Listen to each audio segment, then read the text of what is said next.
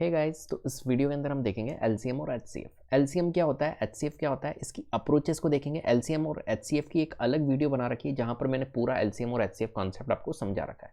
यहाँ पर सिर्फ अप्रोच डिस्कस की जाएगी, किस तरीके से हम एलसीएम और एचसीएफ को कुछ ही सेकंडों के अंदर निकाल सकते हैं।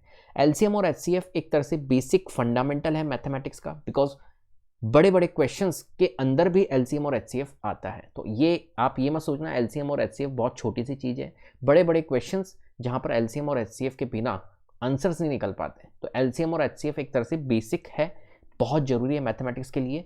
और यहाँ पर हम किस तरीके से कुछ ही सेकंडों में एलसीएम और एचसीएफ कैलकुलेट करेंगे इनके, और बहुत ईजी तरीके से। अप्रोच देखना आप। तो देखिए यहाँ पर जब भी आपके पास में एलसीएम निकालने को हो, पहले हम एलसीएम डिस्कस कर लेते हैं, देन बाद में एचसीएफ फाइंड करेंगे। तो एलसीएम क्या होता है, देखिए एलसीएम मीन्स होता है लीस्ट कॉमन मल्टीपल। जब भी आपको एलसीएम निकालना हो तो एलसीएम के लिए देखिए यहाँ पर मैंने जैसे एग्जांपल दिया हुआ है 4, 8, 16 और 20 का एलसीएम निकालना है। क्या निकालना है?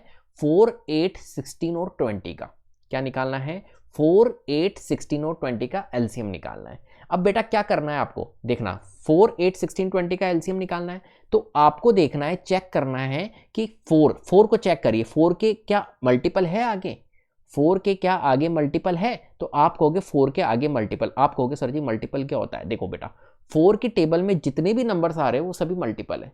4 की टेबल में 8 आ रहा है, 16 आ रहा है, सब कुछ आ रहा है, वो सभी मल्टीपल है। 4 की टेबल में जितने भी आ रहे हैं वो मल्टीपल है। अब मैं पूछूं भाई 4 की टेबल में सर 56 आता है, तो 4 के टेबल में 56 आता है, 56 डिवाइड होता है 4 से, तो 56 भी एक तरह से मल्टीपल है हमारा 4 का।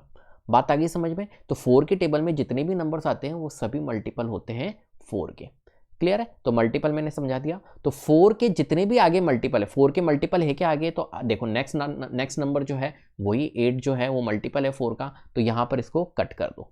आगे बात समझ में? आपको कट करते जाना है, अगर आगे उसके मल्टीपल है तो आप कट कर दो। देखो 8, अब 4 को कट कर दिया, अब 8 को देखो, 8 के क्या आगे मल्टीपल है, आप देखो ये 16 है, तो इसको भी कट कर दो।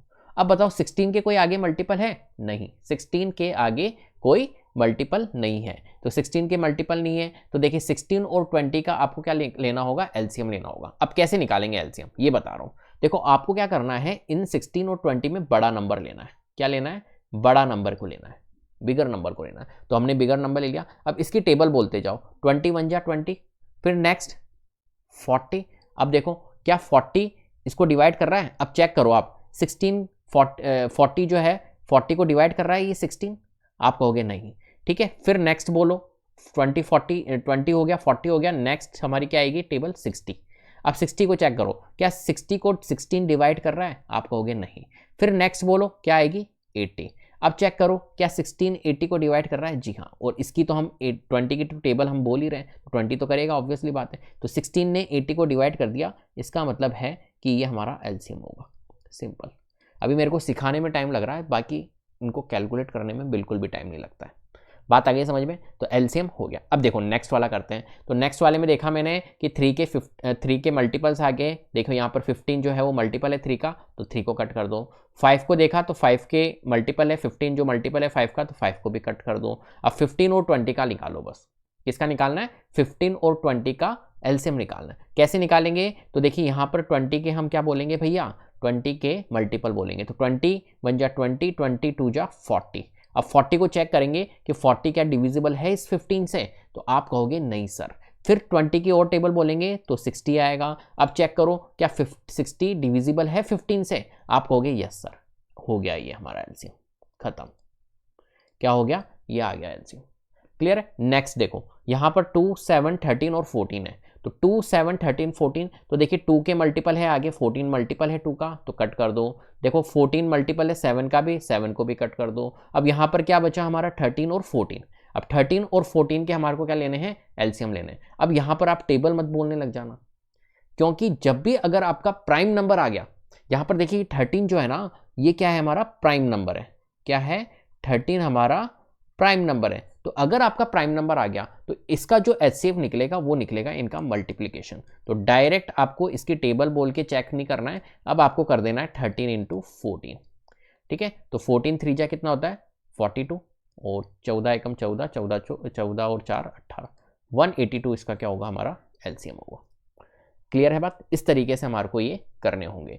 चलिए, तो एलसीएम हमने करवा दिए, अब एचसीएफ की बारी। एचसीएफ क्या होता है? एचसीएफ मतलब होता है हाईएस्ट कॉमन फैक्टर। क्या होता है? Highest common factor. कैसे निकालते हैं हाईएस्ट कॉमन फैक्टर? देखो यहां पर हम ले रहे थे बड़ा नंबर, बिगर नंबर, यहां पर लेंगे अब छोटा नंबर। क्या लेना है आपको?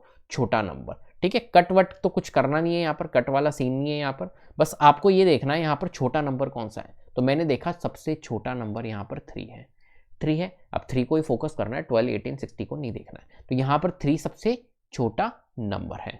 अब आपको क्या चेक करना है? अब आपको चेक करना है कि क्या 3 जो है ना, ये जो 3 है उसके आगे मल्टीपल है? जो 3 है उसके आगे मल्टीपल है? तो आपने कहा 3 के जो मल्टीपल है ये 12 भी होता है, 3 का मल्टीपल 18 भी होता है, 3 का मल्टीपल 60 भी होता है।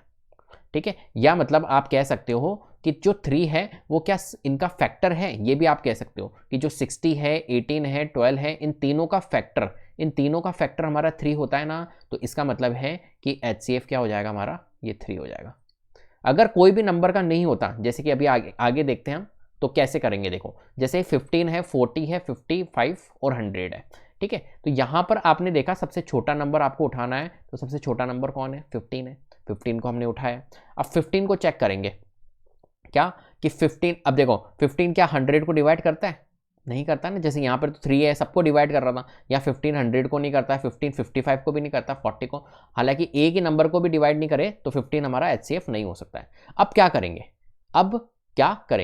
अब करेंगे भैया इस 15 के आपको क्या करना है? एक तरह से फैक्टर के फॉर्म में लिखना है। कैसे? देखो यहाँ पर इस 15 को मैं कैसे लिख सकता हूँ? स्प्लिट करके मैं लिख सकता हूँ 5 × 3 × 1 के फॉर्म में लिख सकता हूँ। इस 15 को मैं 5 × 3 × 1 के फॉर्म में लिख सकता हूँ। जी हाँ, लिख सकते हैं बिल्कुल। 5 3 15, 15 × 1 15। तो फैक्टर मैंने लिख दिया 5 3 1।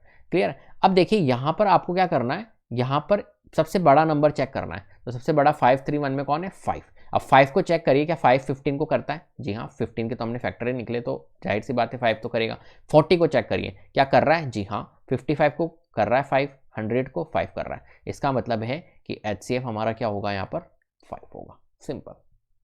क्लियर है बात? चलिए, अब यहां पर देखिए इसका HCF निकालते, 3 8 16 और 20 का। तो 3 8 16 और 20 का निकालते, तो 3 के क्या आगे है मल्टीपल? नहीं है।